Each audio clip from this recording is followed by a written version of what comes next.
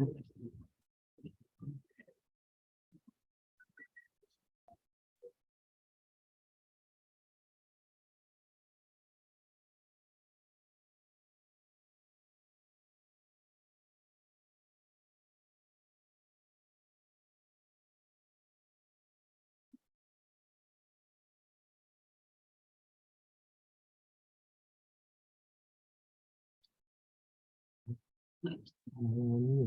should be good.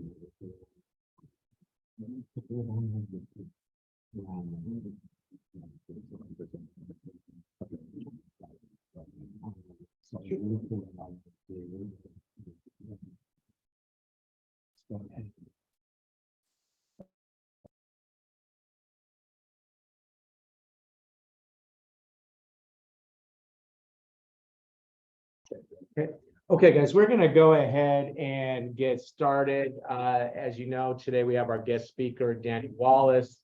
I'm going to let Danny give a little bit about his background and whatnot. But we're very lucky to have him today to come talk to us about some of the things that we've been looking at in class, but a more practical application, particularly what might affect a startup company. So I think some of you might be interested in that. Danny's absolutely the man to talk to us about that. I just do want to point out one thing on Canvas under, and I'm going to put it in student view here. See that student view.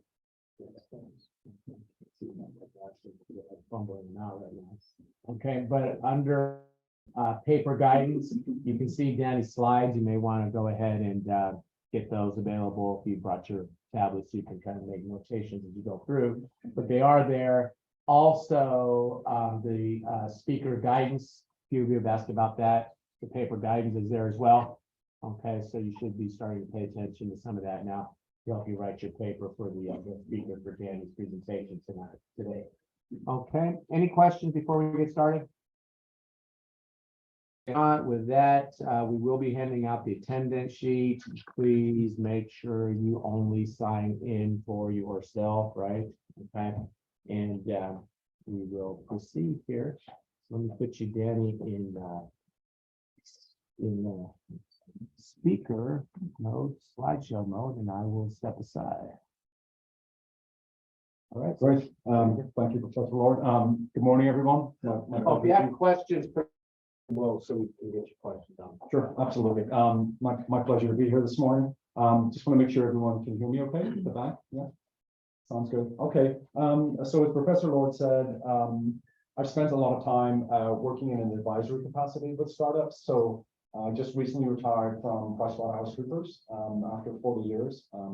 Started off in Ireland and then eventually ended up here in Silicon Valley. I spent probably the last 25 years in Silicon Valley working with startups. So my practice has very much been focusing on trying to identify companies that are promising, emerging, good clients for PricewaterhouseCoopers. So obviously we're focused a lot on technology companies. So a few examples that you will definitely have heard of. Twitter was my client way before they had any revenue, maybe 100 or 150 employees. So very early on. Uber was another one of my clients, while they were still pretty much focused on the black car service, right? So before they expanded and became the company that they are today. DoorDash, the part of my onboarding with DoorDash was having to deliver a pizza to prove that I understood how their business operated, which was probably one of the most difficult jobs I've had, trying to find parking in Palo Alto. So Dropbox, another company, and Zappos, who some of you may have heard of. It was acquired by Amazon. It was basically an online shoe retailing company. So a lot of startups, then a lot of startups that you won't have heard of. So really this presentation is a culmination of some of those experiences, and obviously with a accounting and finance focus. And so the purpose of this presentation is really to give non-finance and non-accounting people just a broad exposure to some of the really important accounting and financial decisions that, as you know, potential leaders of companies, you have to be a party to those conversations. So not something you can just delegate to the CFO and finance team. Because you'll see, I'll then hopefully demonstrate how important some of those decisions are. So what we're hoping to cover today, and I know we have limited time, so I'll probably move through parts of this quite quickly. But please, as Professor Lord said, if you have a question, please let me know, and I'll do my best to answer it. So we're going to talk a little bit about the venture capital scene right now in terms of fundraising and investment. And this is a very different presentation from the one just to show you how quickly things can change. I'm going to kind of walk you through what an accounting organization looks like at different stages. So seed all the way through to pre-IPO. And we're basically talking through that in terms of systems, personnel, and so forth. We're going to spend a little bit of time talking about financial statements. Some of you have been exposed to those, balance sheet, income statements, cash flow, and I'll explain why those are important. And then we are going to be talking about controls, and hopefully nobody falls asleep when we start talking about accounting controls. But I'll demonstrate how important they are. And I've had a number of frauds at my clients. Nothing to do with me personally. They just, they exist. But I'll explain why accounting controls can prevent some of those frauds, and why, again, as a leader in the company, shouldn't just assume these things are going to happen automatically. We need to be very proactive and make sure they exist. Then some key accounting decisions, and these are the ones that probably, I would say, probably one of the most important parts of this conversation is making sure that you're involved in these decisions, because they really sort of determine how the company will end up performing, whether it's going to be successful or unsuccessful. And many of these things I've noticed over my 25 years or so here, the CEOs don't really get involved almost until it's too late. There's a problem, the problem needs to be fixed. The problem could have been avoided if it had been on the CEO's agenda at the right time. Talk a little bit about IPOs. We'll spend a little bit of time on that because there are no IPOs going on right now. But still, we'll talk about that. And then I wanted to spend some time on key metrics. So non-financial related measures that are important for businesses, and why you should make sure that you're involved in determining what you're going to use to measure the business. Obviously, key metrics, we all know what those are in terms of public companies, right? But they're also very important for private companies. And then I just have 5 common mistakes, right? And there's probably more, but we'll deal with 5. So want to acknowledge this data is coming from CB Insights. Does anyone know what CB used to stand for? They used to call themselves Chubby Brain, which I thought was a much better name, but I changed that to CB Insights. But the quality of the content is still the same. So all these reports are publicly available. You just have to supply an email address and you can download the reports. They come out every quarter.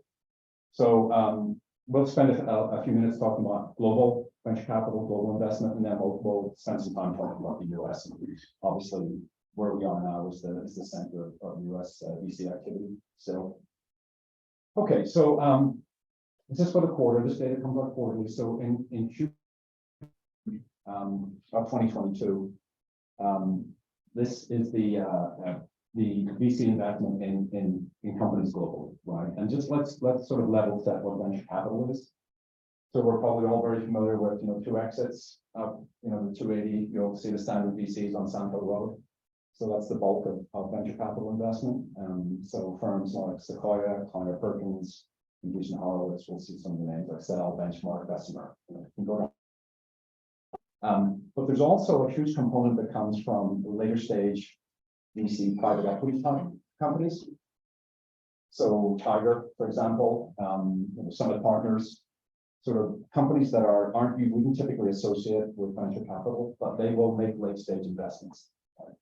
T. Rowe Price, for example, other ones, and they've been very active in recent years. So we've got venture capital firms, traditional venture capital firms. We have late stage private equity firms, and then the third leg to that stool is corporate venture capital. So Google Ventures, think of, for example, right? Coinbase has a venture arm. I think they've been pretty active actually. Lots of companies have developed venture funds. CrowdStrike has a venture fund, for example. I think Scott's Miracle-Gro has a venture fund. It's obviously focused on biotech, agritech type companies. So it's very, very broad definition. but there's three components. You can see the US here still roughly about half of the 60 or so billion, sorry, that was invested in companies, startup companies in Q4. So this is an interesting chart, right? So this is deals with megaron. So it's tracking megarons. A megaron is an investment that's $100 million plus. Okay. So see this sort of pattern we'll see in a few of these charts. We have all this activity in COVID. I still to this day I'm not sure why a global pandemic sparked record levels of VC investment, VC fundraising. You would think it would be the opposite, but clearly it did. So you can see here at its peak the number of deals in the US of megarons. So these are investments 100 million plus. Right? And at its peak, and now that's tailed off to 65. So a pretty precipitous drop. And it's the same pattern around the globe, right? Another slide that sort of typifies that pattern as well. When we look at unicorn births, and we're not talking about the mythical creature here. Obviously, that was zero. But unicorns are private companies that are valued at billion. So that was a metric that everyone was tracking, and you can see it's actually very low for Q4. So I think there were 19 new unicorns, half of those basically in the US. So the birth rate's dropping, not just globally in developed countries, but also in unicorns. Top unicorns by valuation. So what they were worth in Q4. So I just put this in more factors. So ByteDance, TikTok, still the most valuable private company, followed by SpaceX. We've got some other local companies here: Instacart, Stripe, Databricks, right, in San Francisco. So still some pretty hefty valuations there for those companies. So we were talking about investment. Now we're looking at sort of the exits. That equation. So again, you can see this graph still, it's the same sort of graph, peaking during COVID.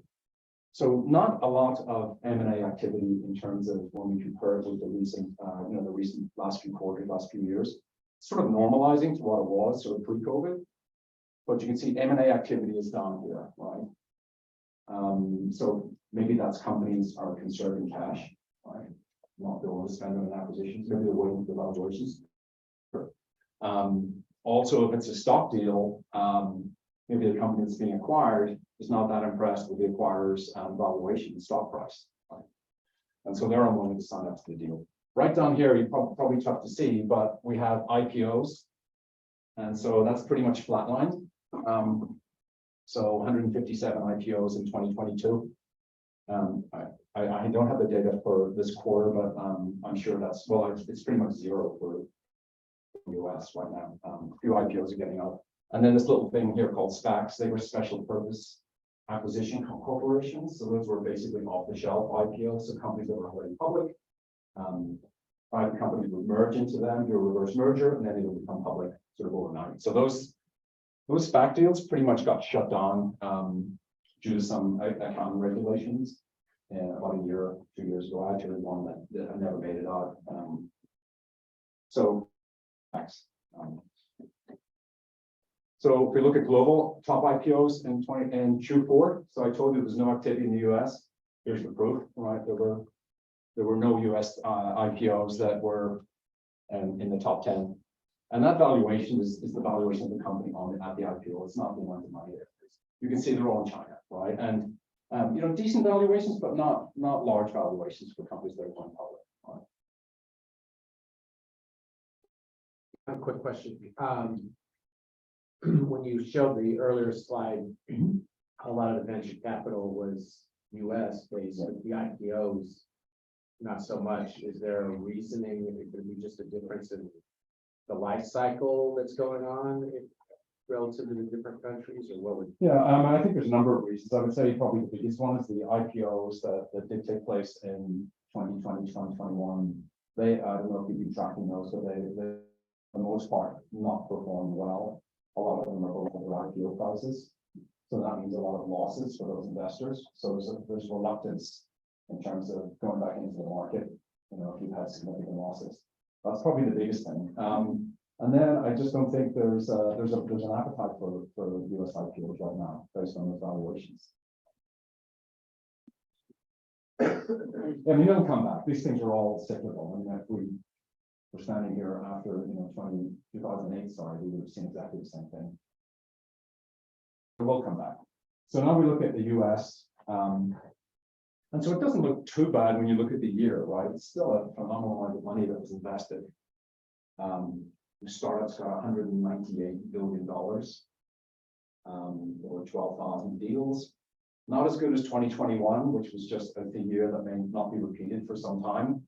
But when you look at 2022 and in comparison with pre-COVID, still looks reasonably good, right? So funding levels.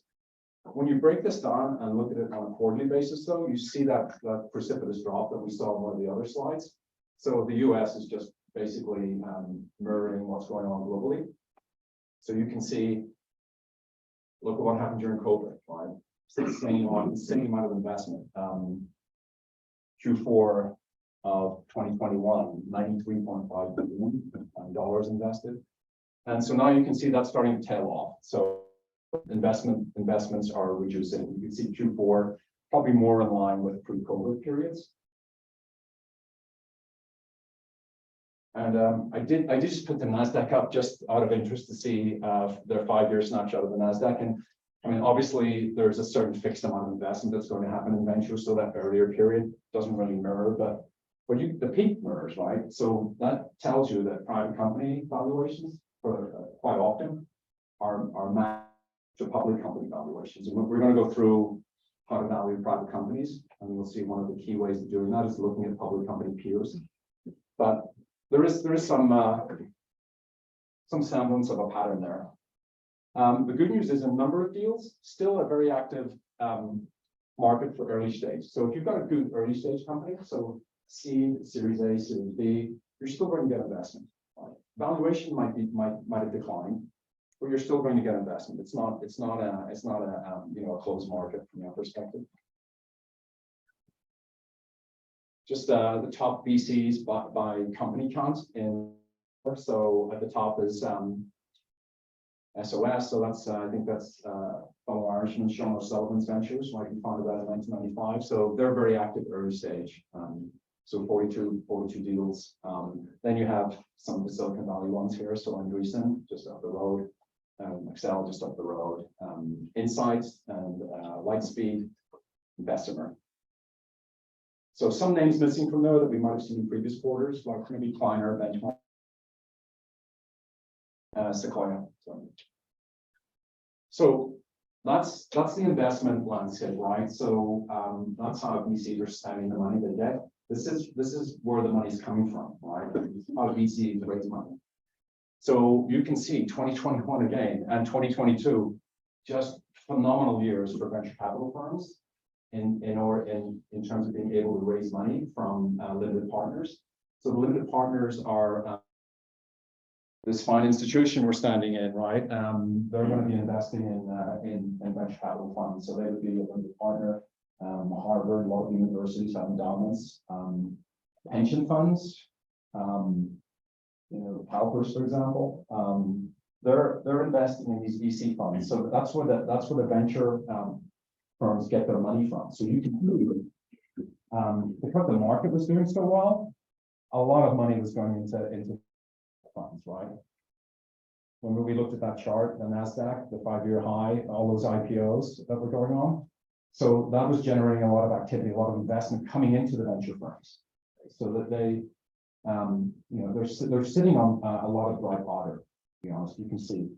Now, if we stop here, that's not going to tell the whole story. So last week, this is actually last week's paper. I didn't get a chance to read the whole thing, but you can see how it changed. So in Q4, we've done a quarterly chart. The amount of money that venture capital firms are raising is at a 9-year low. So we can expect to see, if I came back next year, I would expect that this number, this is gonna sit down here somewhere, maybe even more. Could you talk about what's the scale on the right side? So I know the left side is billions of dollars raised. Number of deals, yeah, number of investments, fine, yeah. Is it? Lock, looks a little bit. Check that off. If that's not bad. I don't think so. No, okay, I don't think I, no. okay. Yeah, so this is number of investments that are being made. So you can see, things change very quickly. So, Q4 is a 9-year record low in terms of limited partners investing in venture funds, and that's probably going to continue for a while because of they've experienced a lot of loss. And if you put your money into a venture fund, at some point you have to get it back, right? And so this is the exit activity. So funds have a limited life. And if I'm a limited partner, I invested in the fund, I do expect distributions and returns back at some point. The way you normally get those back, not normally, but one way you get those back is when those companies go public. And you may be given the stock in that company and then you're free to sell it whenever you want to. Well, if there are no IPOs, you've got nothing to sell a bunch of private company stock. So you're less likely to put more money in there, right? Which is why we saw that, that drop in Q4 that we're talking about. So this is the exit activity. So you can see it was a very, very active market, both in terms of number of deals. So we'll see that profile again during COVID. This is exit values. So it's going to include mergers and acquisitions. So I sell my company to sell it to SAP, or I'm going to get SAP stock or cash. That's going to be an exit. Right? Those deals aren't happening. The other exit is I go public, and we know IPOs aren't happening. Right? So you can see exit activity. It's for Q4, it's the lowest it's been for the last 5 years. Right? So that's why limited partners are probably putting less money into VC funds, right? But they're not getting the returns and distributions. I had to put this chart up, right? So you're probably all familiar with layoffs.fyi. So it's tracking all of the layoffs, primarily in tech. So again, this is, look where we were sort of back here, right? Totally different story now, right? And that's not complete for every data. When I put these slides together, that's probably a week or 2 weeks old. So that's the other side of the coin, right? Is if I'm a startup and it's more difficult for me to raise money, what am I going to do? I'm going to preserve my cash. I'm going to look at my expenses. I'm going to trim my expenses. That's going on everywhere today, right? Not just at the public companies we read about, but all of the private companies. They have to make that cash last a lot longer. So they really need 2 people doing this, right? They're probably not going to hire, or maybe slow down. I think when I was here maybe a year ago, we started to see some companies rescinding offers, and that was kind of the start of what's happened here. And so that was a bellwether for where we are now. So I would expect this to carry on like this for a while. But that's kind of that's the good news. Sorry. No, that's kind of that's the scene right now in terms of investment and where we are, and it just changes. It changes so often, and you've seen so many cycles, and it'll bounce back. Right? It's just a question of when and how much pain we all need to go through. Okay, any questions on that? I'll try and make this part a little bit more upbeat. Right. So the accounting life cycle by funding stage. So seed, right? I call it seed. This is when you find out who your closest family members are, friends are, because you're going to ask them for money. So seed is your first funding, right? So literally you are tapping family and friends in most cases. You might be lucky and get an angel to invest. So what is the most fundamental reason for the recent recession in IPOs? Do you think it's accounted by the market policy of Fed or any other? I don't really think there's one reason. So the question was like, what's the reason for the lack of IPOs?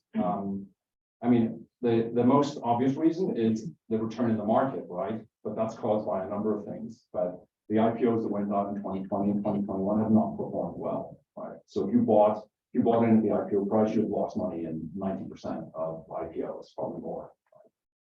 So that sort of quashes the appetite for wanting to invest in initial public offerings. Now, what's causing the market decline is a whole number of things, right? Yeah, So- I had a question, because I didn't quite remember what you said there.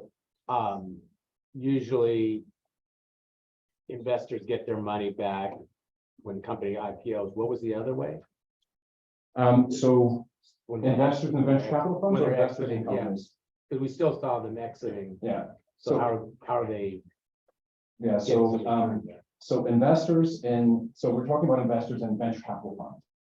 So venture capital, funds have general partners. Those are the partners at the VCs, you know, so like, Alfred Lin at Sequoia, for example, he's a general partner. They raise money from, limited partners. Limited partners are institutions, wealthy individuals. It could be wealthy families that are investing in these venture funds. A fund has a finite life. At the end of that life, whatever's left in that fund has to be returned to the limited partners. You wait 10 years if it's 10-year fund. They will get distributions as during the life of the fund. So if you think of a fund, I invest in 10 startup companies. I've got nothing to distribute the first year, right? I just made all these investments. Right? I have to wait for these companies. I want them to go public, right? I want them to go public fast, right? Or I want them to get acquired. They're going to get acquired or go public at a premium, hopefully, and enough of them so the fund overall makes a solid return. And that return, that profit will be distributed back, obviously after the venture firm takes its management fees. That will be distributed back to those limited partners. So a fund is highly dependent on companies going public. Right? The company goes public, it doesn't go public. Then your next option is, can we sell that company? Or can that company be sold so that we can get cash in return for those shares and use that cash to distribute back to the limited. Does that So make they sense? so they sell. Sell the company, yeah, sell the company so they get a return. And obviously, if you're investing, if there's 10 companies in your fund, you hope you only really need one good one. You need one WhatsApp, right? And then the whole thing is, you know, the fund is going to have a massive return. You know, you're less concerned about how the other company is going to perform, because you have this huge amount of capital gain and profit that you're able to return to the limited partners. And the limited partners, they get a return like that, they're probably willing to put more money in, right, for the next time. Right? And so that whole cycle is because no IPOs. We saw the chart, the M&A activities down. So yeah, but it will not, at some point, companies will have to do deals, right? Maybe just not at the valuation they want. So seed stage, you're just getting started. All you're really interested in is making sure, I call it basic blocking and tackling, but you have to pay your employees. Right? That's the first thing. Your vendors. So you're really just focused on, you know, those two things: making payroll, paying vendors. Right? You don't have any revenue yet. There's nothing coming in. So you just got the capital to raise. So you're not going to have a CFO because CFOs are expensive. Even at private companies, you would probably have to pay a CFO $350,000, and you would have to give them 1% of the company. So you're not willing to do that yet, because that would be 10% of the money you raise. Right? So you're outsourcing everything. You're using, there's a lot of firms in the valley here that will do your accounting, your bookkeeping, or your board reports, help you with tax returns, and they charge almost on an hourly basis. So they might come in 1 day a week, do all that stuff, right? You see them next week. You might have a part-time accounting manager, so maybe there's somebody who's retired, who's coming in a day or two a week to help you with all of this stuff. Everything's manual, everything's on a spreadsheet. Are you using QuickBooks? Probably a lot of you use Quicken, so QuickBooks is basically the same thing. Simple online solution. A close cycle is obviously when you're preparing financial statements at the end of the month, the end of the quarter. You don't have a close cycle. No one's asking for financial statements at this point. Right? So, and you have no controls. Right? You don't know who's running up what charges on the credit card, who's committing the company to all sorts of obligations, who's stealing all of the coffee room. There's just no controls. So now, sorry, I have a question regarding the last point on no control. Yep. To some extent, wouldn't if you have a part-time accounting manager or if you have an outsourced function, wouldn't they to some extent sort of prepare like an expense report for you and wouldn't that sort of serve as a de facto control? They can, but by the time they prepare the expense report, it's going to be Too late. a quarter after, Right. after the event happened, right? Yeah. So now we're getting serious. We actually have met with some venture capital funds, and we've got some offers and we've got our first investment. So I've called this early Series A, and these are median numbers. So they're pretty topical, these median numbers. I mean, I've had Series A clients that have raised 40, 60 million, right? As their first round, but this is your first serious round of venture capital funding. So 15 million, so now some serious capital. So now you can focus on engineering, product fit. So still not really focused too much on spending money for accounting infrastructure, but you're getting a little bit more serious. Maybe you've got a part-time CFO now because you really need a part-time CFO to help you with some of these strategic things. We'll see later. You might have hired someone full-time in-house. Probably still getting a lot of outside support, mainly still manual systems. And now you're starting the board because now you have venture capital partners on your board. So one of the things they will ask for in their funding agreement is that you provide an audit of financial statements. Maybe 180 days after the end of the fiscal year. They're very willing to waive that, to be honest. I mean, I worked a lot with startup companies, and I would say maybe 10% of cases, the venture firms held the company to that 180-day or 270-day audit requirement. But they do want to see some numbers, right? They definitely want to see some numbers. And their whole focus is going to be on cash management. Focus on cash management now.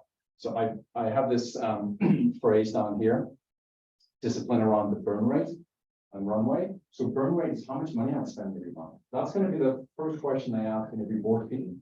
They're going to be, what's your burn rate? All right. So you need to go to those board meetings prepared. Currently we're burning $200,000 a month, right? And then they'll ask for your runway. Well, the runway is whatever money you have on hand divided by your burn rate, right?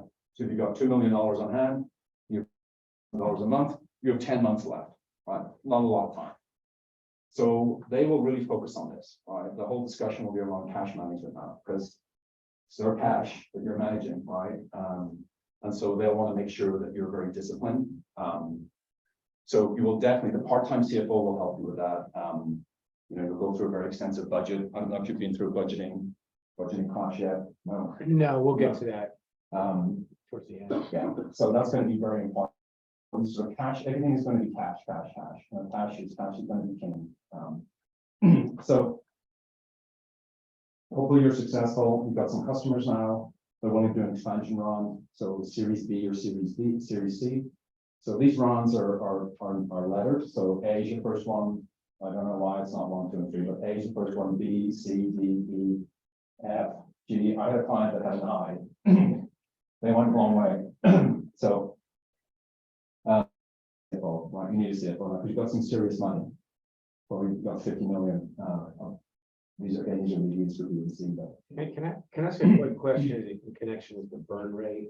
We haven't talked about statement of cash flows yet, but I mean, are they using the statement of cash flows in conjunction with that burn rate? And in other words, if they're using a lot of money in operations, let's say, that might be more concerning if they're using money for say investment. Yeah. And it'll look very much like a cash flow statement. Yeah.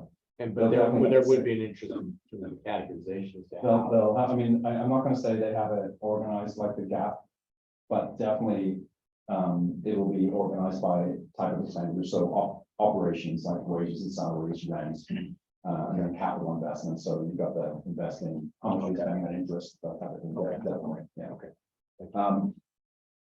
So now we've got customers, we've got revenue. So now we have to think about invoice collection systems. We can't do that anymore on our Excel spreadsheet. Much more sophisticated now in terms of our managing our burn rate and cash management. We're probably going to hire someone they'll be our first hire in FP&A, right? So our financial planning and analysis group. And these groups, FP&A and accounting, they're always roughly about the same size, right? So it's interesting, but you'll have a lot of people in FP&A managing trends in the business and planning. So we got some automation going on. We're much more formal now on closing our books and presenting financial results. We feel more confident. We got some controls in place, and we'll go through that. And now we're starting to integrate with other departments. All of a sudden, people in the sales department want to talk to us, right? Which doesn't happen very often, right? But now they want information from us. We're talking to engineers about budgets. So we're integrating finance and accounting. It's getting integrated with the rest of the organization. We're starting to see as a partner, less as a barnacle, on the bottom of the hull. So now this is our last round before we go public. We're going to do a Series D or a Series E, way above 50 million. It could be one of those mega rounds. It could be $100 million round. We have a CFO. We've built out a full in-house team. We have an experienced controller. We have all these policies that are written around revenue recognition, expense recognition. We have a tax strategy. We're probably employing someone in the tax group. Quite sophisticated. We're ready. We're sort of ready to go public. And now we are fully integrated with all parts of the organization. Right? But the organization itself has changed. Right? Now it's got sales, it's got customers, it's got customer support, it's got operations. So a much bigger entity. We're building up expertise in taxes, foreign currency, FX, right? Foreign currency management. We have internet. And we might even have hired someone for treasury because we raised so much money. We just don't want to leave it sitting there earning, a low rate of interest. So we're investing in Bitcoin. Probably not yet. And so we're much more valuable to the organization. Right? We're going to board meetings. We're presenting information to the audit committee, to the board. So it's really that's fine. What's a controller? So a control.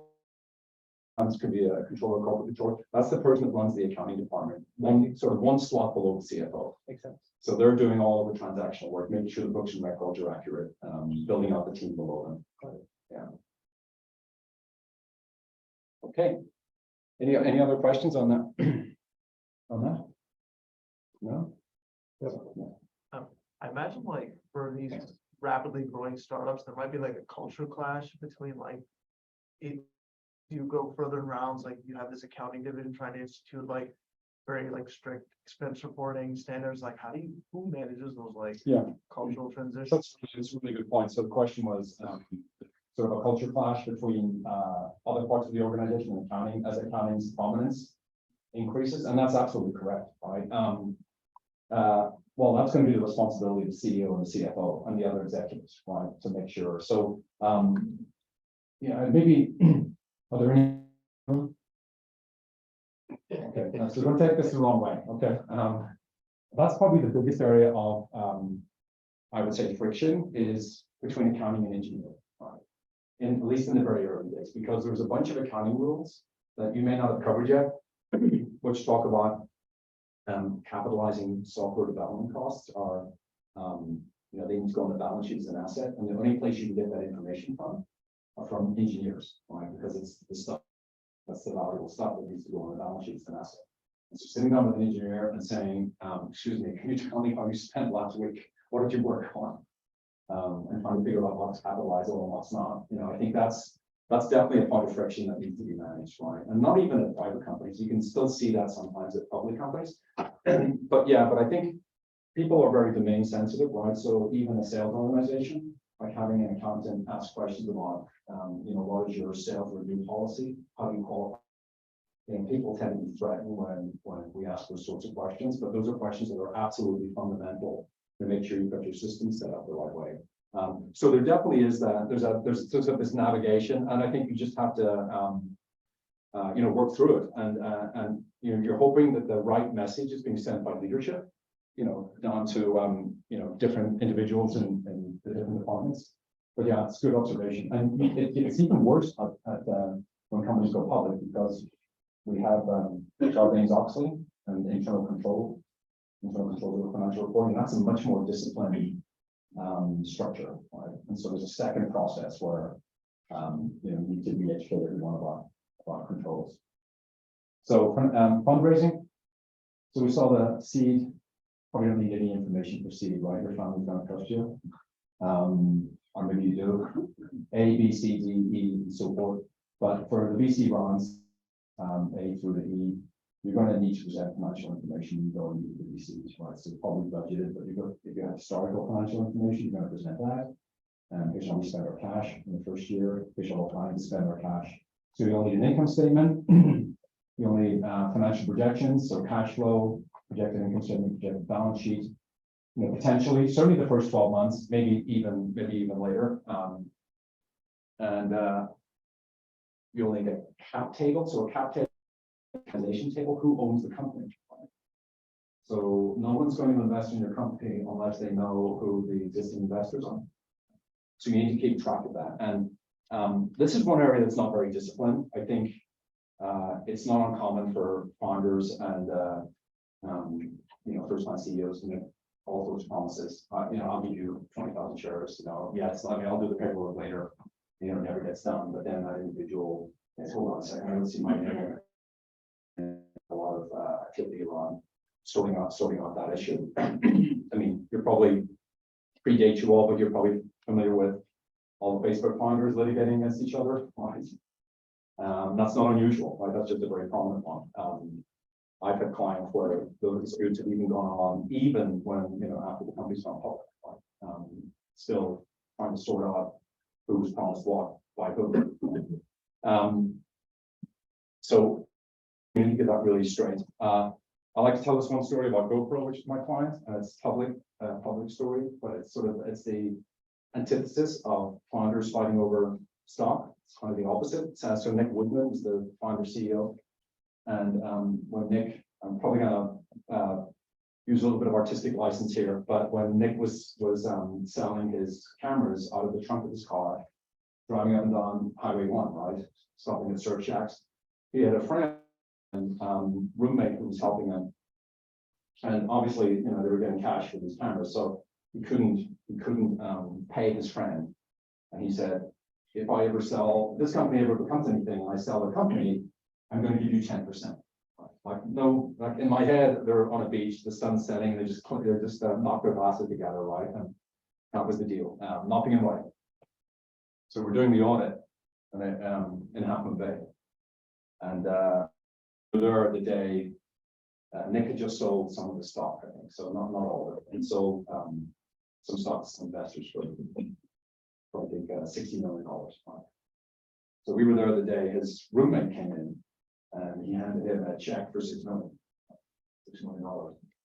And so I went home that night, I yelled at my kids, why can't you get a roommate like Nick? But that's, there's a second part to that story, but that's an example. He honored a promise around the ownership of the company, right? And luckily for his friend, it was Nick and not somebody else, because he probably wouldn't have been able to prove. I remember that night where we found that beach and you told me you were going to give me 10% of the company. Oh, I don't remember that. Show me the agreement. So cap table, very important. Loan agreements, they'll want to know whether you owe any money to anyone. Existing equity arrangements, so we promise to individuals, and they'll want to know compensation arrangements. So all of this stuff, you need to, it's a kind of a record gathering process, but you'll need this to be able to go and fundraise effectively. You mentioned that investors do their own diligence. Oh, yes, yeah. So is that paid for by the company, or does the VC sort of pay for it? Oh, no, the venture firm will typically do that on their own before they make an investment decision. But, so yes, so QOE, quality of earnings, they will do their own. So you're going to tell them, hey, we're going to sell this number of this number of products for this price. We've done some market research. They'll go in and they'll fact check all of that. They'll have their own analysts do their due diligence. Okay, so now we're going to talk about fraud, and there's many types of fraud. So there's accounting fraud. We get clever accountants, and they do all sorts of shenanigans. So probably is a good example of WorldCom. Those are older ones, but so we're not going to talk about accounting fraud, but that's prevalent. And then we have business fraud. So all of these platforms have fraud on their platform, right? So where you have bad actors just ripping off the company or ripping off the company's customers. So we're not going to talk about that either. So what we're going to talk about is internal fraud. Right? And so which is the most common type of fraud, right? 2/3 of all small businesses, and I would belong venture-backed startups and experience employee fraud. And most of those cases, to be perfectly honest, are you find out about most of those through whistleblowers, right, at the company. So somebody will call the CEO and say, hey, I think, there's an issue going on in this department or this individual. So very common. So common fraud schemes, and I have to say that this list is not, don't be turning in your academic career and going on and perpetrating these. So most common ones, and I've had these at all my clients, personal expenses that are characterized as business expenses. Right? So you took a friend to lunch, right? You went on a golfing trip. You said it was a business expense, but it was really a personal expense. So kind of hard to find, right? But that's very common. Expenses that you never actually incurred, but you're reimbursed. So I think it's slightly better now. But let's think of an example where you have a sales force that's spread throughout the US, and they're traveling to conferences. Right, so hotel. This is all pre-COVID, right? Hotel. COVID probably killed a bunch of fraud schemes. But you have hotel, you have travel, you have meals, right? Entertainment. And so I've had a few examples where individual salesperson didn't actually go to any of these conferences, but they used Adobe Photoshop to take some airline tickets, some hotel bills, some restaurant bills, fabricate them, right? And then submit them to the expenses for reimbursement successfully, right? And one was actually uncovered. This was actually a public company, not necessarily a private company, but there's probably more latitude for you to do this at a. The CEO of my public company client was meeting with some customers, and he said, I know Danny was on here last month. And the customer corrected him and said, we haven't seen Danny for 5 years. And he's like, that's weird. Right? So we went back and checked. Danny had been submitting all these expense forms, which has been fabricated. And then obviously that resulted in terminations and prosecution for Not this Danny, I think. Just in case. So that one, not uncommon, happens a lot, right? Unfortunately. Then falsifying sales to generate commissions. So salespeople are generally compensated through commissions, right? So there's no limit to how much commission typically commission plans. You get a base compensation, let's say $100,000, and then you get 5% of any deal that you bring in, right? So you're constantly on the hunt for that $10 million deal. You have to do a few of them. And so one area that you have to be very careful is you're incenting people the right way. But there are lots of instances where people have fabricated deals, submitted all of the paperwork, got paid their commission. By the time everyone realized, hey, that deal, that customer is not going to pay us. That's not the deal they thought they were signing. That salesperson has moved on, or they've gone somewhere else. Kickbacks from vendors happens a lot when you're setting up internationally. You're typically using third parties. And so you might have somebody in a country whose brother runs a particular company, and you're doing business with that company, but you're doing business at a really inflated rate, right? You're paying way more than you should be. And so that company will then give a kickback back to your employee who's doing business their way. Gift cards, pretty obvious one, marketing department's favorite, right? Get a lot of gift card customers, you don't give them to customers, right? You keep them yourself and distribute them as family Christmas gifts. Right? So whenever I get one, I'm like, hey, is this meant for a customer? Oh, is this okay? Laptops, just walking off with laptops. It's amazing what people will do. Right? They'll say, oh, I lost my laptop. I need a new one. And then, 6 months later, there's a ping on the company's network, the old laptop, right? And we're talking people that are highly competent. Just dumb decisions. The one that I think I surprised me the most was a fairly senior engineer at a public company. He bought like 10 MacBooks for his team, but he bought them on his own card. Brought them into the office, put them in a desk drawer, submitted the claim for reimbursement, got reimbursed, $30,000, whatever it was. Then took the laptops back to, his money. Right. So. Payroll fraud, happens when you're expanding internationally. You haven't met those employees, and there may be some people who shouldn't be on the payroll or fictitious employees. One of the tests we used to do, when we were auditing, if we had a client with a big cost center offshore, we would actually, pick 10 employees and have a Zoom call with them, right? Make sure that they existed. I mean, we didn't start the Zoom call by, hi, Danny Wallace from Fidelity, so I just want to make sure you exist. We would have legitimate questions, for them, so it wasn't awkward. Yeah, question. Oh, sorry. Yeah, after these frauds are discovered, how easy is it to take people to court or actually get? It's very difficult, like almost never. Yeah, almost never. Part of the reason for that is that the individuals, right? So your recovery is going to be zero. And then the other thing that stops people doing it is expensive, and it's not great publicity either way, right? It's just not great publicity. So people look at your company, you've got no controls, right? So I had a company that one of the ones I mentioned at the start, where their first controller ripped them off like $200,000, and she was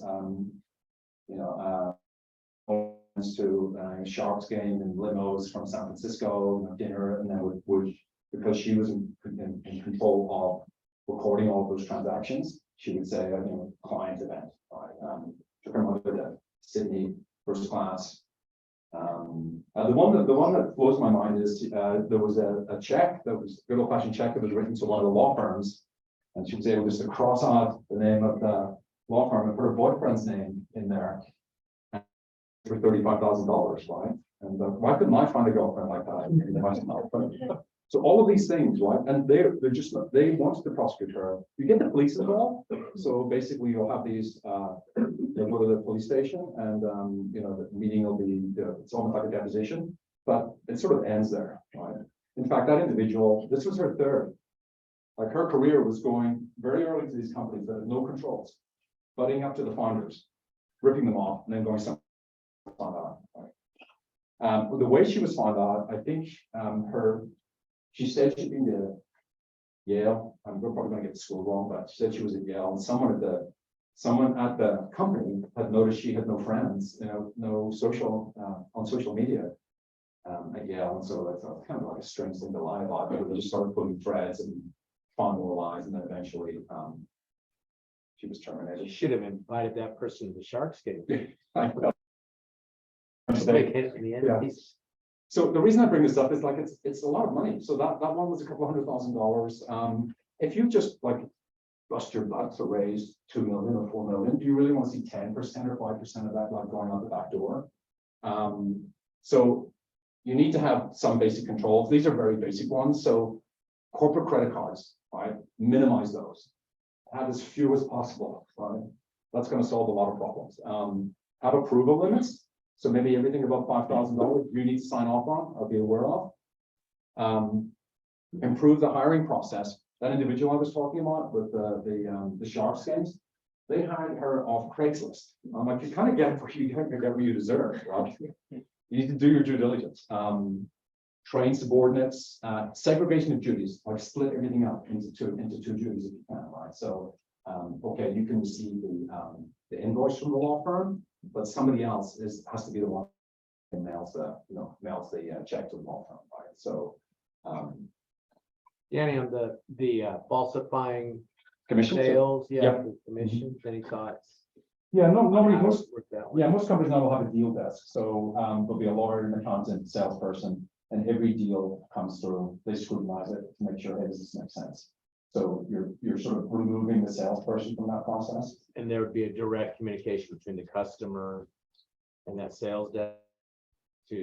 If needed. So actually, I had a fraud one where this guy had structured this deal with the customer, and I ended up calling the customer. The customer's like, that's not what we signed up for, and then that got exposed, and he ended up finally getting terminated. But yeah, so if someone's not taking time off, that's normally a bad sign, right? If you spend any time studying frauds, the only way they're successful is to be there and perpetrating them all the time. And so a number of frauds get discovered when someone, is sick or takes time off. So you want to make sure people are taking time off. That's a good thing anyway. Whistleblower line, so make it easy that's a requirement for a public company. You have to have a whistleblower line, phone number, email address, where anonymous tips can come, get investigated by the lawyer, general counsel, get investigated by the audit committee chair. I do want to talk a little bit about cyber risk, because so I'm sure you get the emails all the time, right? So the spoofed emails. So it looks like it's coming from the CEO or the CFO. It sort of has some information that would suggest it's coming from the CFO or the CEO, and it's asking you to do something, wash some money, generally wash some money, for this purpose or that purpose. But it's a spoofed email. It's not really the CEO or CFO. I'll show you one very big one that happened.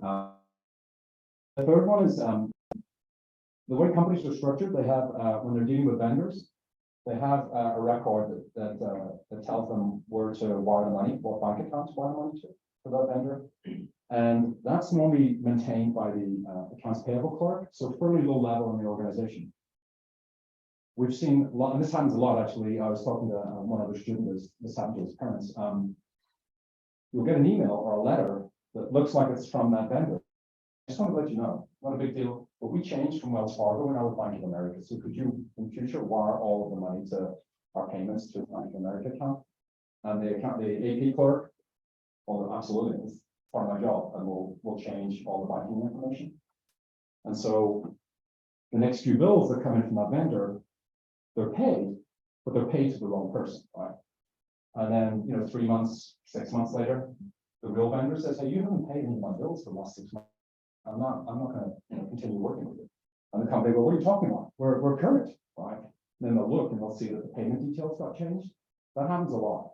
And it's a smart one because it's at the right level in the organization where it may not get any questions. It's not coming into the CFO. Although maybe lots of CFOs would just, would sign off on it. But that's one we watch out for. And I'll talk a little bit about intellectual property as well.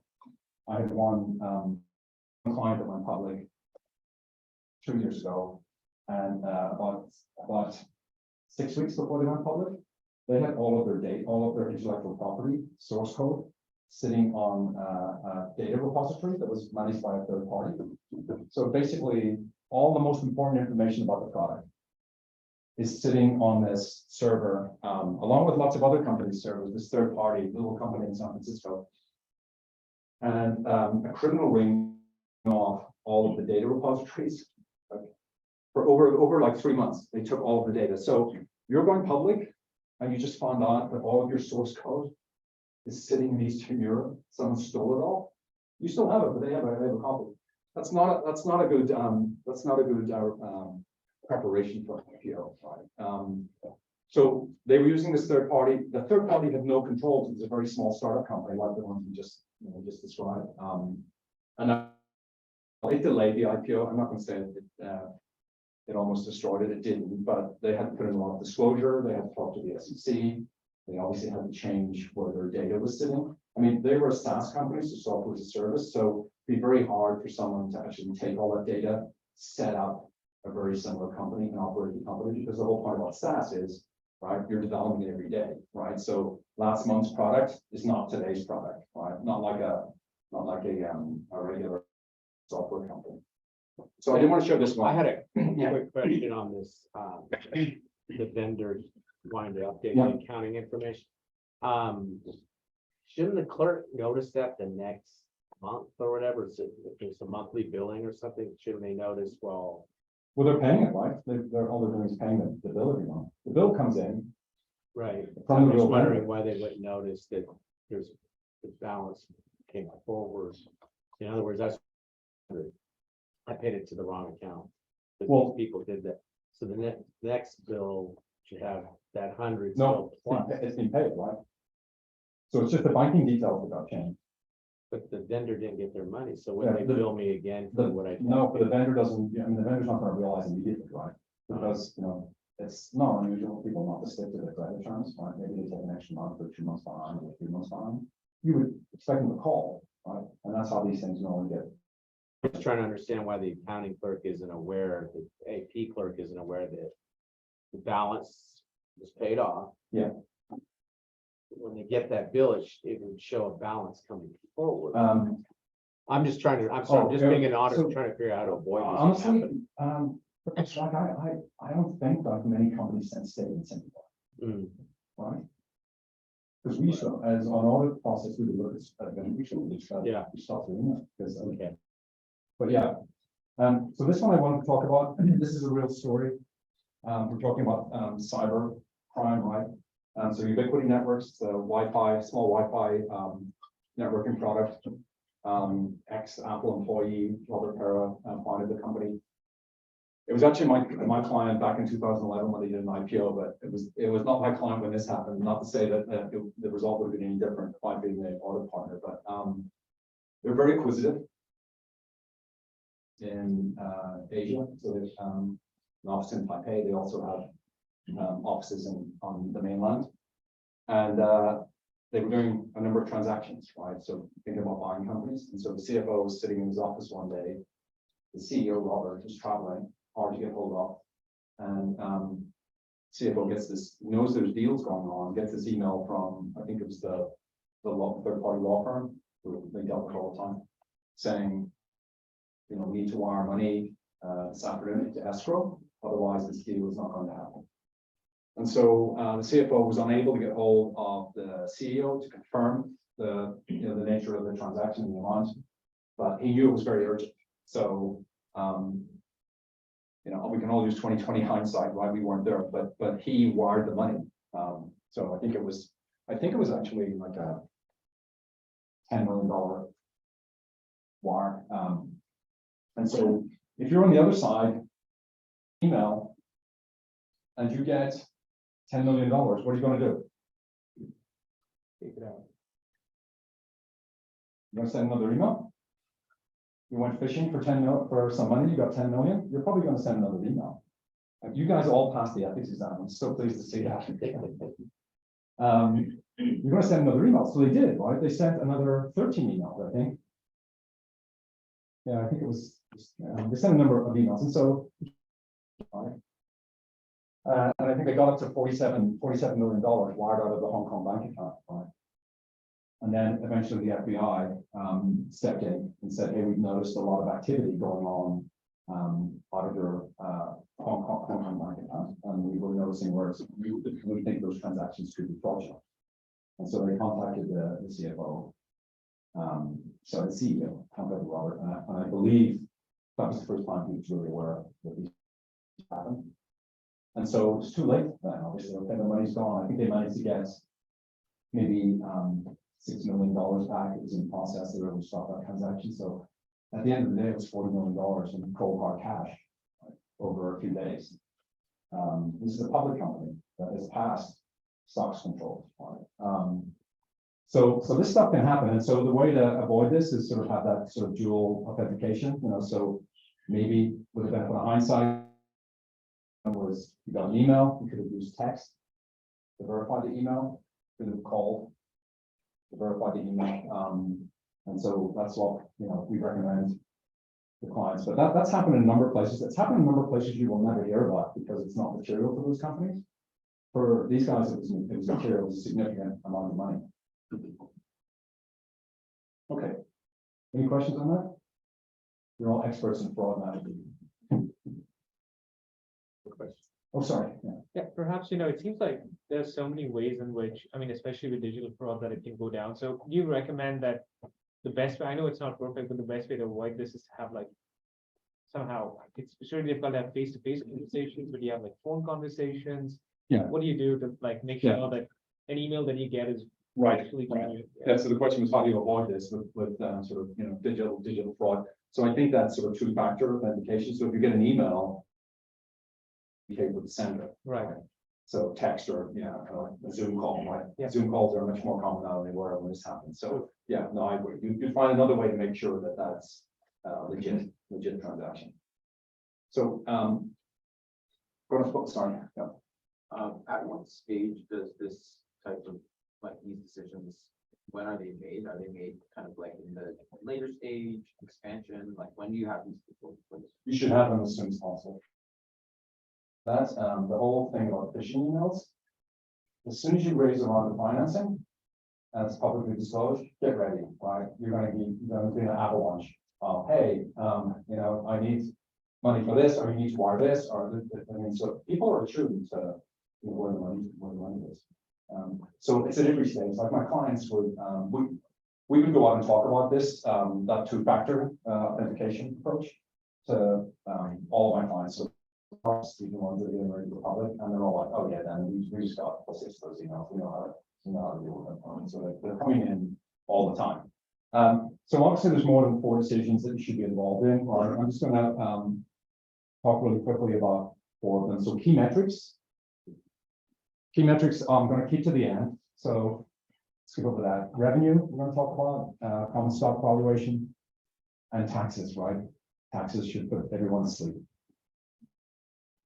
So the reason I'm going to talk about these numbers are their revenue is probably the most important number in financial statements for a company that's a technology company, fast growing.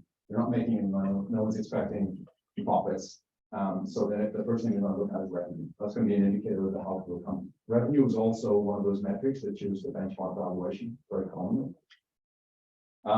So there's this tendency, I want to get revenue as big as possible, as fast as possible, right? Because it's going to benefit my valuation.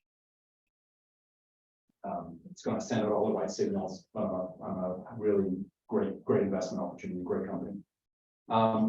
So we're gonna look at revenue, different revenue models, and how it's really important to be involved in all of those discussions.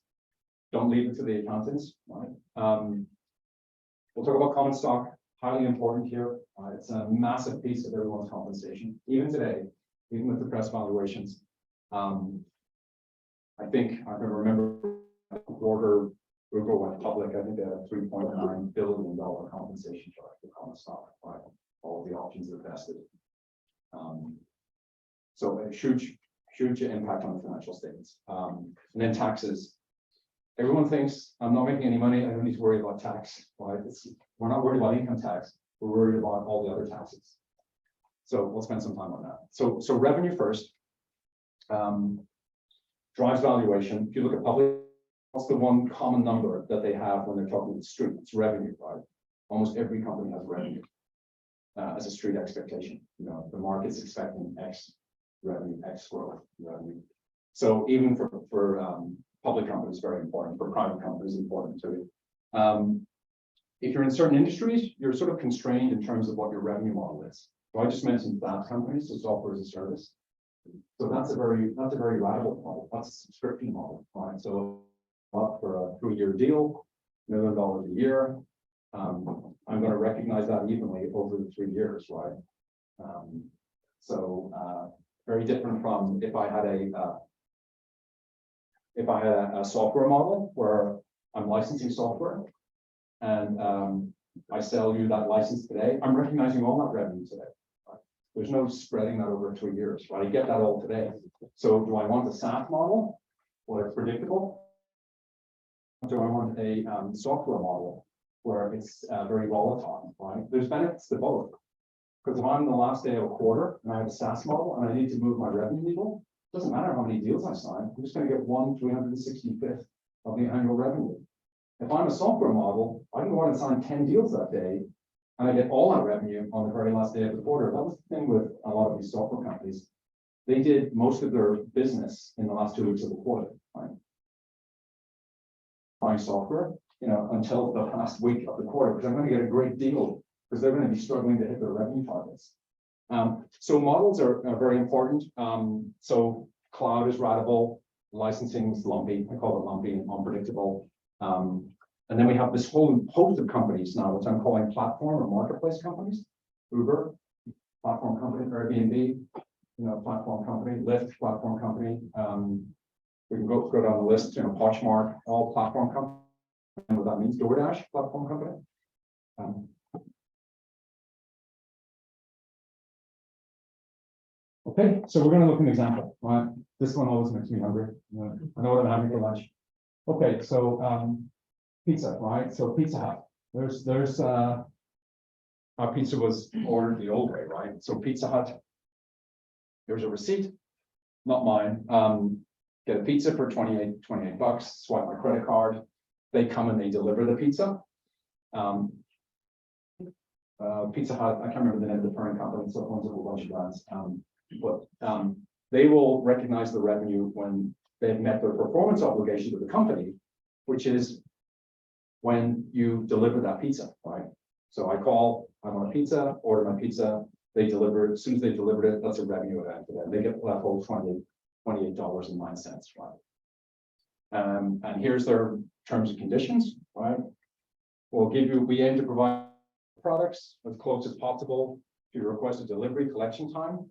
You agree to accept delivery of the pizza at the agreed time and place, and they're done. As soon as they give you that pizza, risk in the products will pass to the customer with delivery. So delivery for them is the trigger for revenue recognition, right? As soon as they deliver, that's their performance obligation. What are they obliged to do when you call up? Deliver the pizza. Okay. So they have to wait until they deliver the pizza, and then they can recognize, right? They're responsible for everything. So if we think of DoorDash, right? So a totally different model, right? Transaction value is slightly different, okay? $25. But DoorDash is just the merchant of record. It's one of these platform companies, right? So we're going to look at what their performance obligations are. It's handling the entire 25. It kind of feels like they did with Pizza Hut. You know, you go online, you order it, you put your credit card details. It feels like the same experience, but it has a totally different consequence from an accounting point of view. So if we look at their terms and conditions, I'm not going to drag you through all of this, right? But well, we'll go through the important parts. What are they agreeing to do?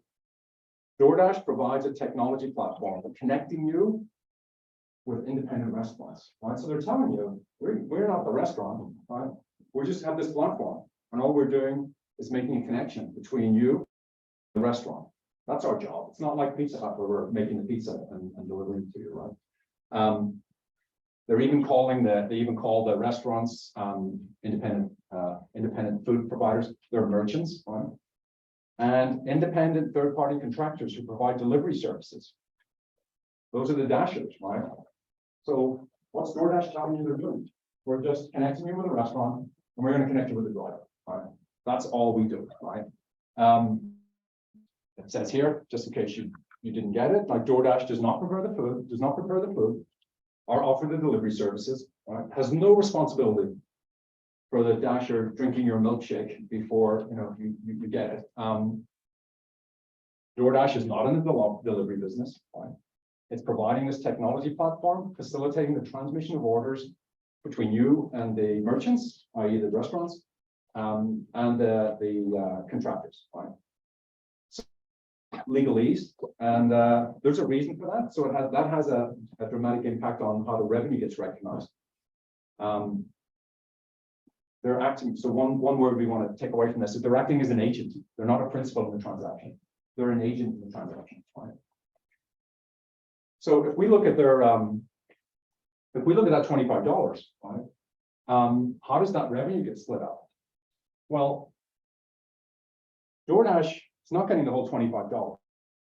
It's getting a basic commission. I sort of estimated 15%, for delivery, and 6%. If you do pickup at 6%, plus they're getting a service fee. So the service fee here of $1.50.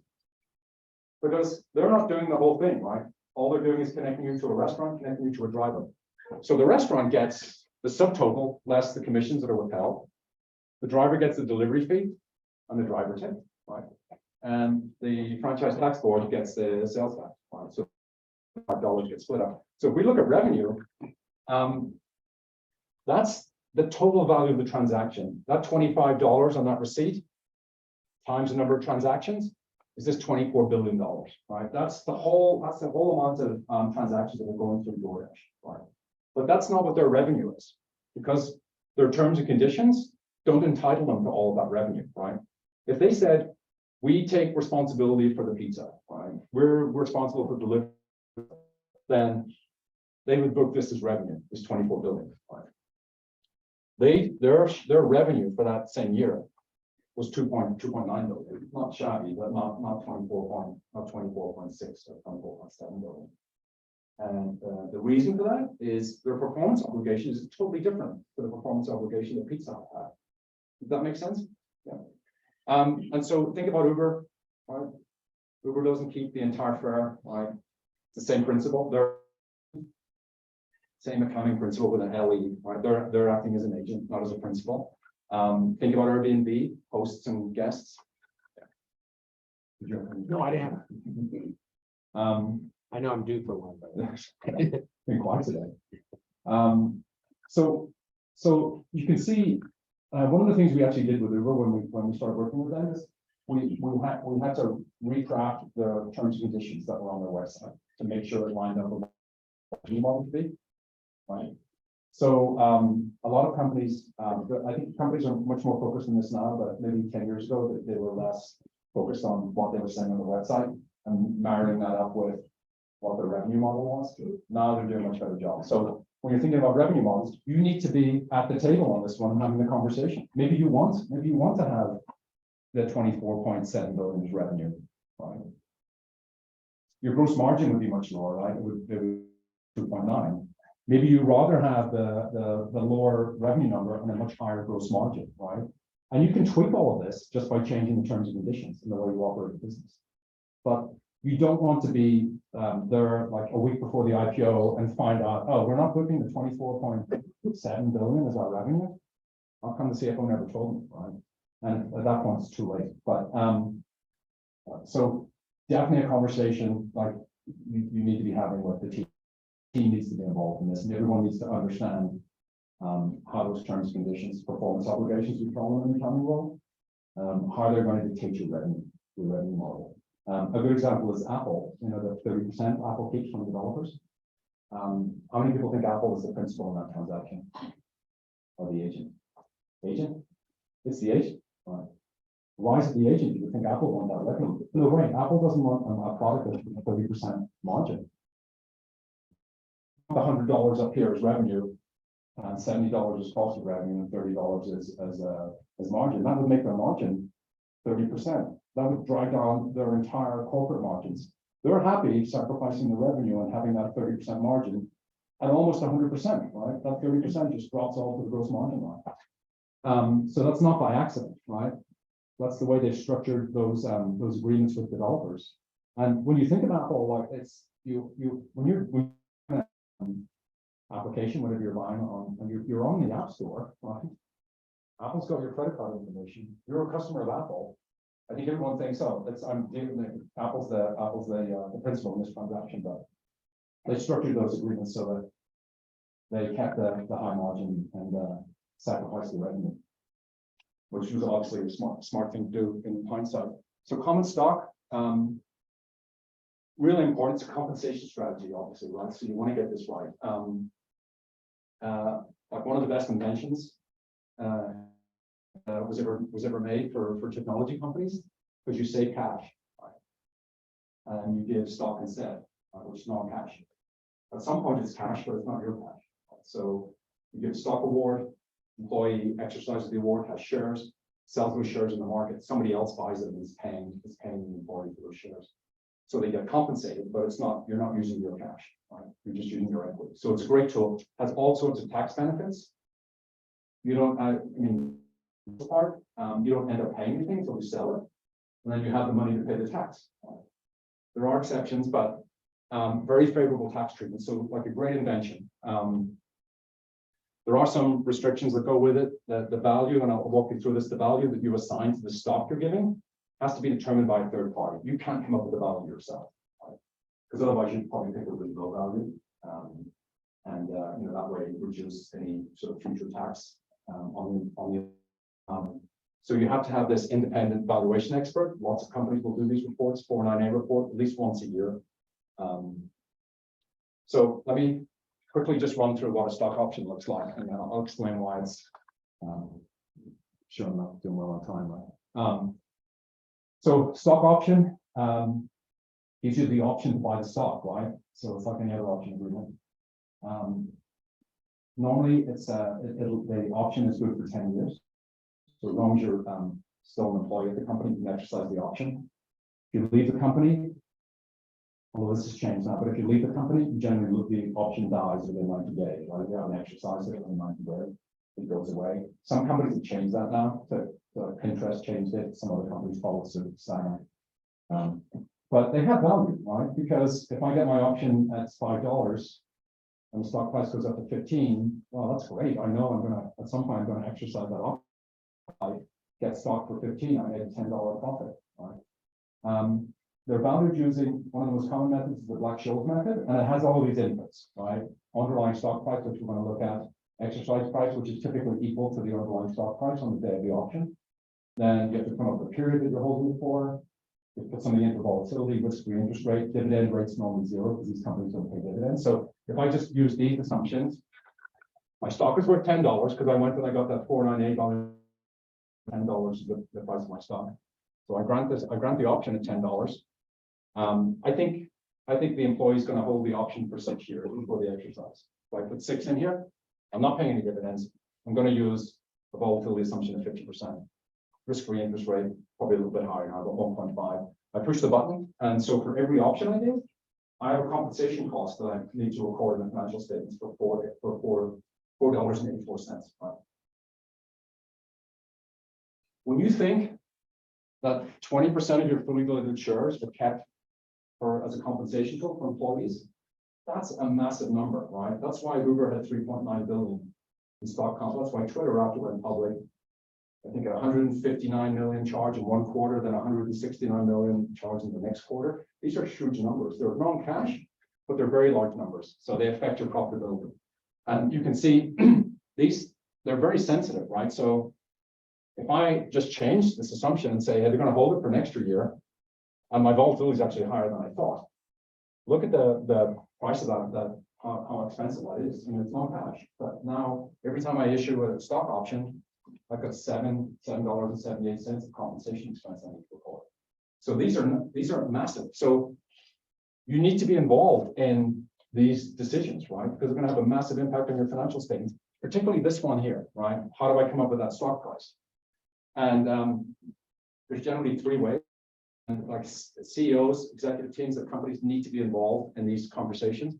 You do a discounted cash flow, a public company market multiple, or a recent financing or transaction. You can use one of those, you can use 2 of those, you can use all 3. You can just weight them, right? So DCF is just, we call it income approach. So you're doing forecasts, right? You have a very sophisticated FP&A department. They'll come up with these forecasts, a cash flow forecast, and then you'll discount it back to present value today. And so that one says the company's worth 12.8 million. Right? So forecasts are hard for private companies, but you don't have a lot of historical track record. So they're always hard. They're always hard for me to audit them, but they're hard to come up with. This is a much more common method. So you'll find 5 public companies like you want to be like, and you'll figure out from publicly available data what their valuation is based on. So you'll take their enterprise value divided by sales. That gives you a multiple. Remember I said revenues uses a benchmark for valuing companies. It's exactly what I meant here. So you could then say, okay, well, the companies that I think I like, they're valued at 2.2 times revenue. I know my revenue, so I'll just value myself at 2.2 times my. And so this is probably the most common method that's used. I mean, I'm using a very simple example here, but if you're trying to figure out the value of your company, maybe market multiples is a good one. Right? You can do EBITDA, you can do price earnings. And then the last one is a recent transaction. So again, this is super simple. So you just got a $5 million investment, right? You gave up 20% of your company. So you just do some simple math. My company's now worth 25 million, right? I could use that. Right. So investment, private companies, startups will tend to use this, right? Because this is good evidence, right? You know, probably maybe 5 different VCs invested in that 5 million. And so you have 5 parties that weren't connected with the company that think the company was worth $20 million before they invested. So this is probably of those 3 methods. This is the easiest. Obviously, if you've done a recent round of financing. If you haven't done a recent round of, then go find companies that look like you, figure out what they're trading at, use the market multiple, and then if you don't like any of those multiples, then invest in a crystal ball and the FP&A department and come up with a cash flow forecast. So those 3 things, you will end up with a valuation for the entire company. And then you're trying to get to the value of 1 share of common stock. So, we're trying to get to this $10. So there's a process that I'm not going to walk you through, but you'll take that enterprise value that you ended up with. And then you have to subtract all of the bird shares in the VCs, and you end up with, here's what, you'll use some assumptions about discount for lack of marketability, and you'll end up with a private company, you'll end up with that $10 value. And so you get a big report from valuation firm, and so the IRS ever challenges you, you're like, here, we used Anderson Valuation, and so we gave them some information, but we're good on this. We have safe harbor from you.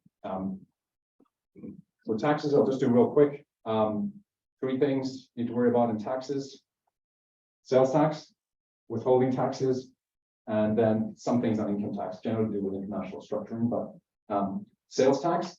So if we were having this conversation 5 years ago, and you were purely a California company, and you had no presence in any other state, you might have customers there, but you don't have an office in Texas, you don't have a salesperson in Connecticut. Right? Then you were only filing 1 sales tax report in California. There was a case called the Wayfair case that changed, put that on its head basically, and it said, we don't care about physical presence anymore, we're a digital economy. And by the way, states really want tax revenue. So we are going to just say, if you have customers in a state, you have a presence in the state. You have physical presence anymore. You're operating in our state. You need to pay a sales tax. So you went from California to multiple states overnight. So if you don't register and pay sales tax where you're supposed to be paying, the consequences are pretty dramatic. So penalties and interest are huge. And I've seen it delayed a couple of IPOs for me, and also where it comes up is in. If I could probably do an M&A diligence review on any company and find errors in their sales tax filings, and then I would leverage that. I would say, oh look, I run the numbers. If you had done what you should have done, you have a liability for $2 million in North Dakota, right? And we wanted $2 million off the purchase price, right? That's where this generally comes to play. So if you're well prepared, the response to that is, we did a sales tax analysis.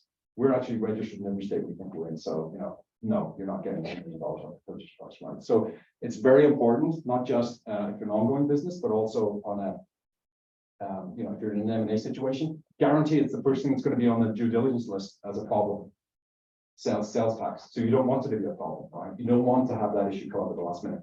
So if you're a company that operates in all 50 states, you need to have licenses in all 50 states. I'm not sure about licenses, but you should be registered for tax. There are thresholds in every state, to be perfectly honest. So if your business is below that threshold, you don't need to be, right?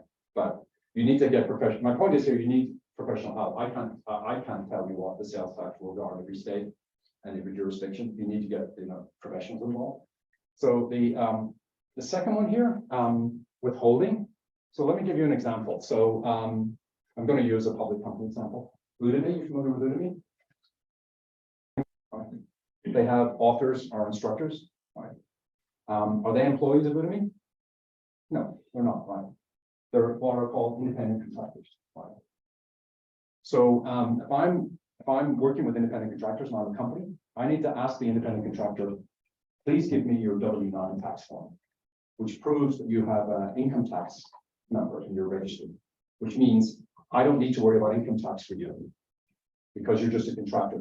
You're taxing yourself. I don't need to treat you as an employee for income tax purposes. You don't get a W-9 form, they're your problem, right? So there are many companies, so I'm using Udemy as an example just because it's an easy one. So instructors, hosts on Airbnb, many different platforms where if you're using contractors to deliver services to your customers, you need to make sure that your tax is totally buttoned up.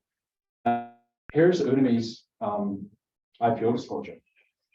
And these slides I think will be in Canvas, right? Yes. So they didn't get the W-9s, right? Which meant that the IRS is like, well, we're not going after 10,000 instructors, right?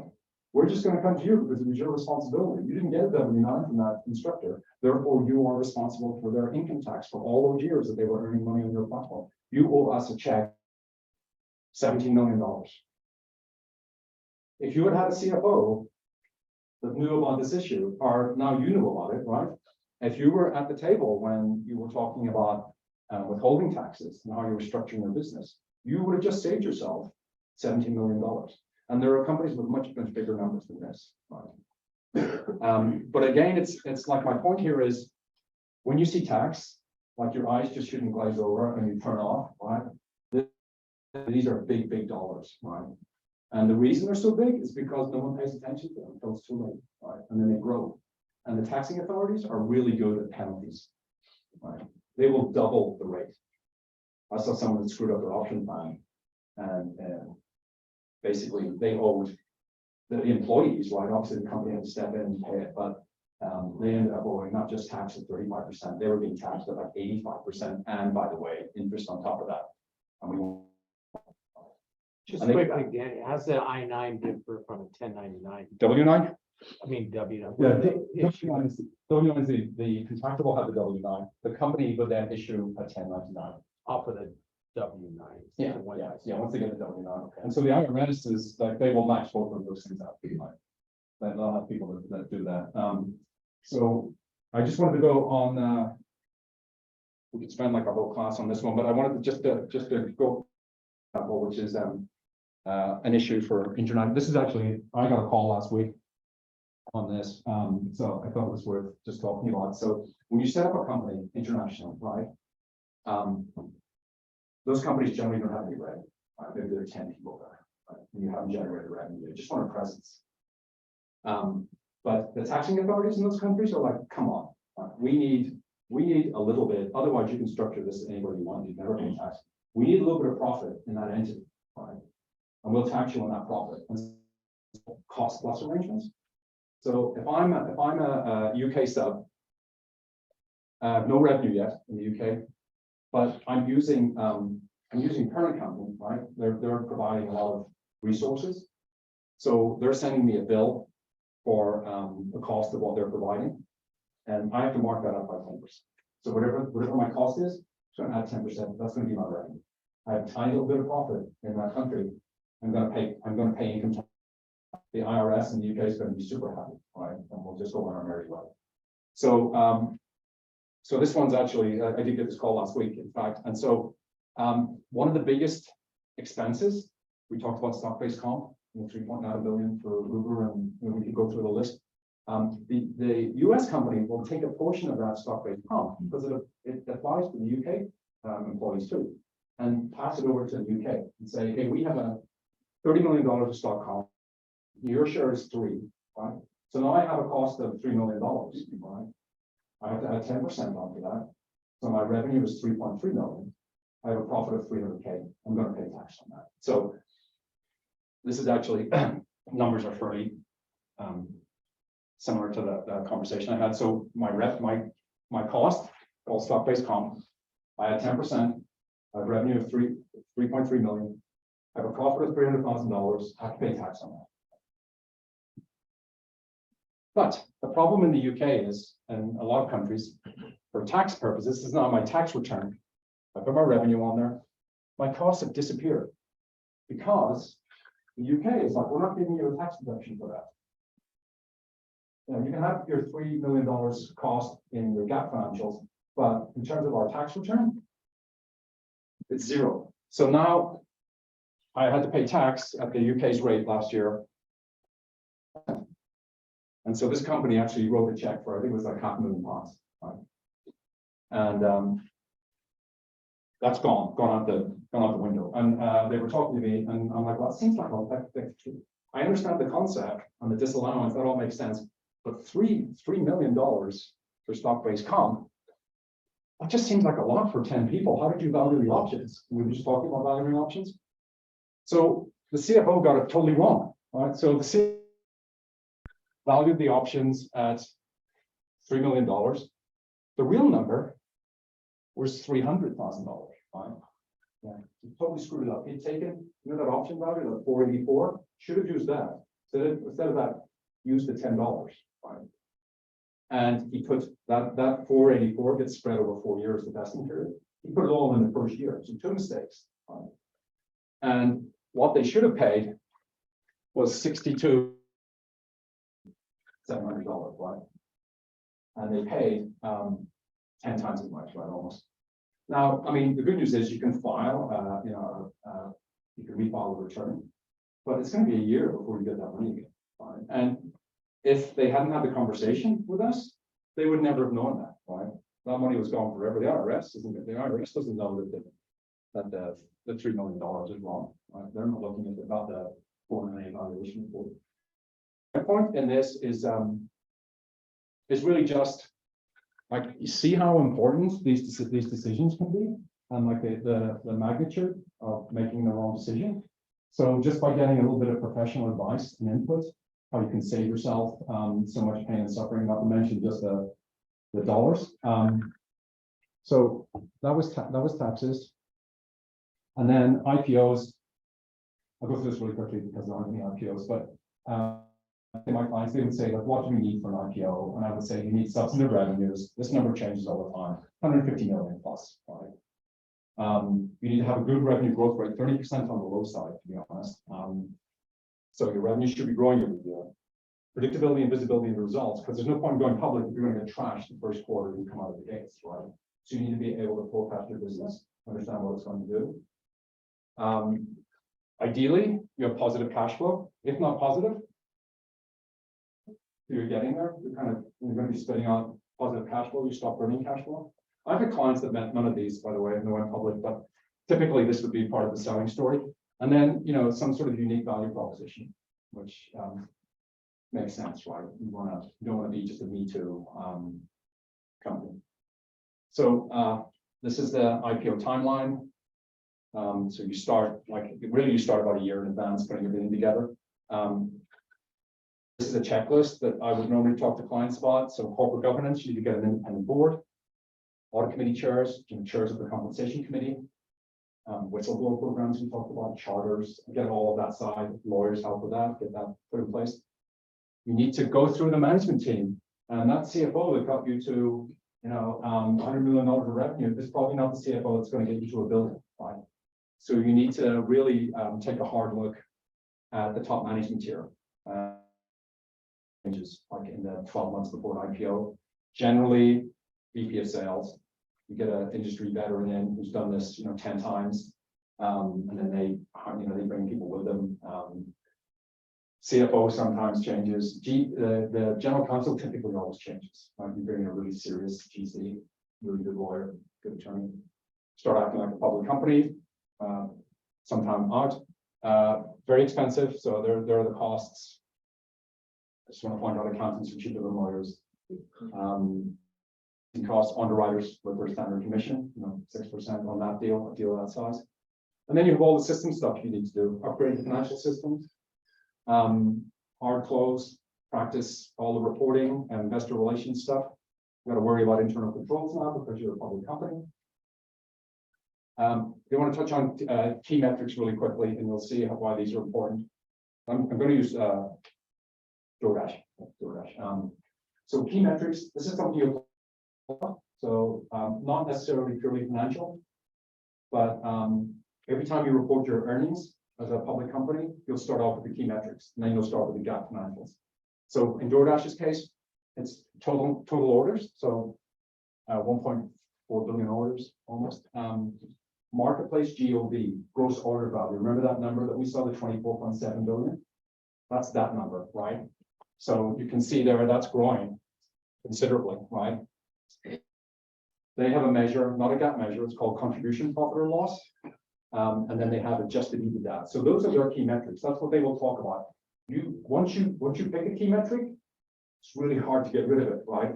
Because when you start talking to the street about key metrics and maybe something not showing a good trend and you drop it, then the street's like, hey, you dropped that. Well, what's going on?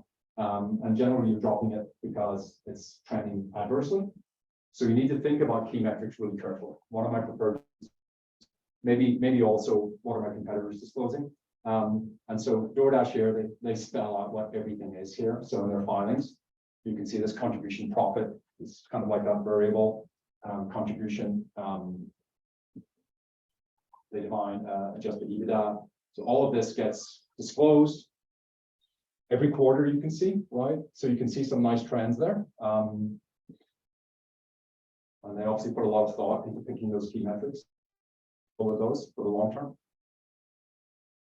But they should be specific to the business. But you can see you have to be wedded to something that you're comfortable with.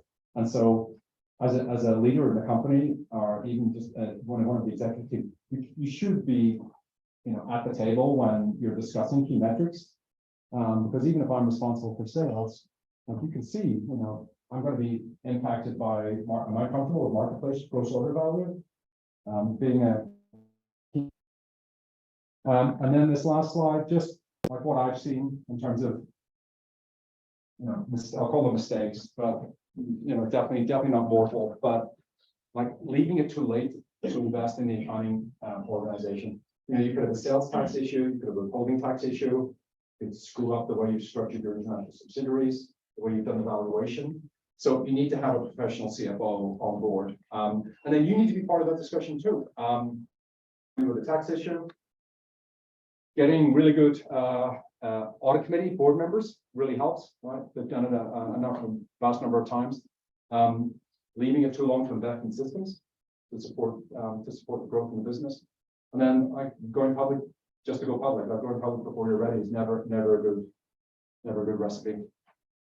Thank you. Okay, great. It's a little bit, any last questions before we adjourn? Okay, excellent, guys. We will see you on Wednesday. We'll pick up where we left off on chapter 11. And one more hand for Danny. Thank you. Thank you. Thank you.